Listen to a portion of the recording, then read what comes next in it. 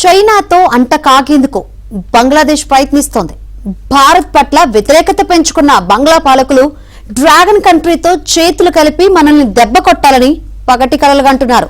ఈశాన్య రాష్ట్రాలను భారత్ నుంచి వేరు చేసేందుకు బంగ్లా ప్రస్తుత పాలకుడు మహమ్మద్ యూనస్ స్కెచ్ వేస్తున్నారు.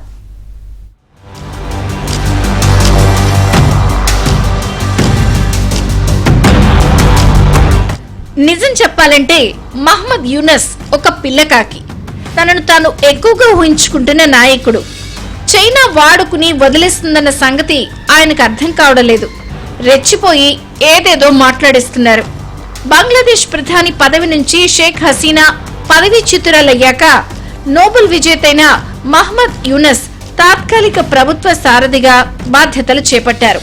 బంగ్లాదేశ్ లో కొత్త ప్రభుత్వం వచ్చాక చైనా పాకిస్తాన్లకు దగ్గరవుతున్న పరిస్థితులు కనిపిస్తున్నాయి.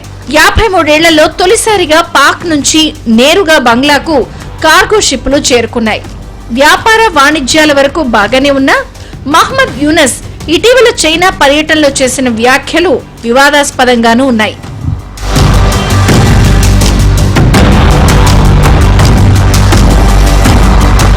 బంగ్లాదేశ్ చైనా సంబంధాలు కొత్త పుంతలు తొక్కే అవకాశం ఉందని యూనస్ ఆశాభావం వ్యక్తం చేశారు. చైనా తమకు మంచి మిత్రుడని, ఇరు దేశాల మధ్య సంబంధాలు మరింత బలపడాలని కోరుకుంటున్నట్లు ఆయన తెలిపారు.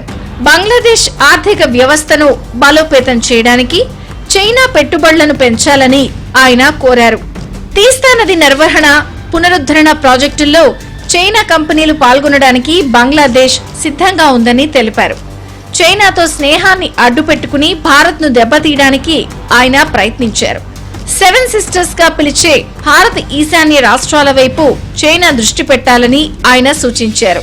ఆ 7 రాష్ట్రాలు బంగ్లాదేశ్ కు పశ్చిమంగా భూపరివేష్టితమై ఉన్నాయని బెదిరింపు ధోరణితో మాట్లాడారు. బంగ్లాదేశ్ లో చైనా తన స్థావరం ఏర్పాటు చేయడం ద్వారా ఈశాన్య రాష్ట్రాలపై నియంత్రణ సాధించవచ్చని వ్యాఖ్యానించారు. తమ సముద్ర తీరాన్ని వాడుకుంటూ వ్యాపారాన్ని అభివృద్ధి చేసుకోవాలన్నారు. యూనస్ వ్యాఖ్యలపై భారతీయులు భగ్గుమంటున్నారు. ప్రధాని మోదీ ఆర్థిక సలహా మండలి సభ్యుడు సంజీవ్ సన్యాల్ ఆయన వ్యాఖ్యలు ఆశ్చర్యాన్ని వ్యక్తం చేశారు. బంగ్లాదేశ్ లో చైనా పెట్టుబడులను స్వాగతిస్తున్నాం, కానీ ఈశాన్య రాష్ట్రాల భూ పరివేష్టితంగా ఉన్నాయి అనడం వెనుక ఆంతర్యం ఏమిటి అని నిలదీశారు. యూనస్ వ్యాఖ్యలను జనం మర్చిపోకముందే మళ్లీ ఆయనే వాటిని గుర్తు చేశారు. నేపాల్ ప్రజా ప్రతినిధుల సభ డిప్యూటీ స్పీకర్ బంగ్లాదేశ్ పర్యటనకు వచ్చిన సందర్భంగా యూనస్ మరోసారి ఈశాన్య రాష్ట్రాల ప్రస్తావన చేశారు. నేపాల్, బంగ్లాదేశ్, భూటాన్ మధ్య ఆర్థిక, వాణిజ్య సహకారం అవసరమన్నారు. జల విద్యుత్, వైద్య ఆరోగ్యం, రవాణా రంగాల్లో పరస్పర సహకారం అవసరమన్నారు. బంగ్లాదేశ్, నేపాల్, భూటాన్తో పాటు 7 ఈశాన్య రాష్ట్రాలను అనుసంధానం చేసే ప్రక్రియకు తెరతీయాలన్నారు. 7 ఈశాన్య రాష్ట్రాలకు సముద్ర మార్గం, సముద్ర వాణిజ్యం బంగ్లాదేశ్ తోనే సాధ్యమని యూనస్ చెప్పుకున్నారు. చైనాకు అరుణాచల్ ప్రదేశ్ సహా ఈశాన్య రాష్ట్రాల మీద ఎప్పుడో కన్నుంది. ఇప్పటికే అరుణాచల్ ప్రాంతాలకు చైనా పేర్లు పెట్టుకుని మ్యాప్ కు తయారు చేసింది. ఇప్పుడు టిబెట్ ను విస్తరించే క్రమంలో ఈశాన్య రాష్ట్రాలపై దృష్టి పెట్టింది. భారత్ లోని 5 రాష్ట్రాలతో సరిహద్దును పంచుకుంటున్న చైనాకు మొదటి నుంచి కూడా రాజ్యాకాంక్ష ఎక్కువే. ఏదో విధంగా పొరుగు దేశాల భూభాగాలను కబళించాలని చైనా ప్రయత్నిస్తోంది. ఆ సంగతి గ్రహించే యూనస్ ఇప్పుడు డ్రాగన్ కంట్రీకి గాలం వేస్తున్నారు. ఆ దేశ పాలకుల దగ్గర మంచి పేరు తెచ్చుకోవాలని అనుకుంటున్నారు. ప్రాంతీయంగా భారత్ ను ఏకాకిని చేయాలన్న లక్ష్యంతో చైనా పనిచేస్తోంది. ఇప్పటికే భారత్, పాకిస్తాన్ ఉత్తర ధ్రువం, దక్షిణ ధ్రువంగా ఉంటున్నాయి. ఇప్పుడు బంగ్లాదేశ్ ను పూర్తిగా దూరం చేయగలిగితే తనకు ప్రయోజనకరంగా ఉంటుందని చైనా భావిస్తోంది. ఆర్థిక అవసరాల కోసం నేపాల్ కూడా చైనాపై బాగా ఆధారపడి బతుకుతోంది.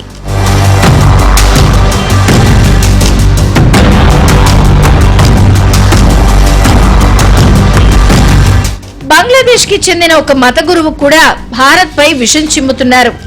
మౌలానా అబ్దుల్ కుదూస్ ఫరూకీ అనే మత గురువు తాలిబాన్ తరహాలో భారత్ పై దాడి చేయాలని తన అనుచరులకు సూచిస్తున్నారు. బెంగాల్ రాజధాని కోల్కతాపై ఆత్మాహుతి దాడికి ఆయన పురిగొల్పుతున్నారు. భారతీయ హిందువులపై విద్వేషాలను రెచ్చగొడుతున్నారు. రాయడానికి వీల్లేని కొన్ని వ్యాఖ్యలు కూడా ఆయన చేశారు. దాడులకు 70 విమానాలు అవసరం లేదని, ఒక సూసైడ్ ఛాంబర్ చాలని ఫరూకీ లెక్క చెప్తున్నారు. తనకు బంగ్లాదేశ్ సైన్యం పర్మిషన్ ఇస్తే చాలని ఆయన అంటున్నారు. భారతీయులు శారీరకంగా బలహీనులని కూడా ఒక స్టేట్మెంట్ పడేశారు. రక్తం చూస్తే వాళ్ళు వణికిపోతున్నారు. మరోపక్క ఇటీవలే జైలు నుంచి విడుదలైన అల్-ఖైదా అనుబంధ సంస్థ నేత జషీముద్దీన్ రెహమానీ కూడా భారత్ లో విభేదాలు సృష్టించేందుకు ప్రయత్నిస్తున్నారు. బెంగాల్ కు స్వాతంత్ర్యం ప్రకటించుకోవాలని మమతా బెనర్జీకి ఆయన నూరిపోస్తున్నారు. ఇవన్నీ కూడా చైనా ప్రోద్బలంతో మీడియా, సోషల్ మీడియా వేదికగా జరుగుతున్న ప్రోపగండా వార్ అని ప్రత్యేకంగా చెప్పాల్సిన పనిలేదు. దాన్ని సమర్థంగా అడ్డుకోవడం భారత ప్రభుత్వంపై ఉంది.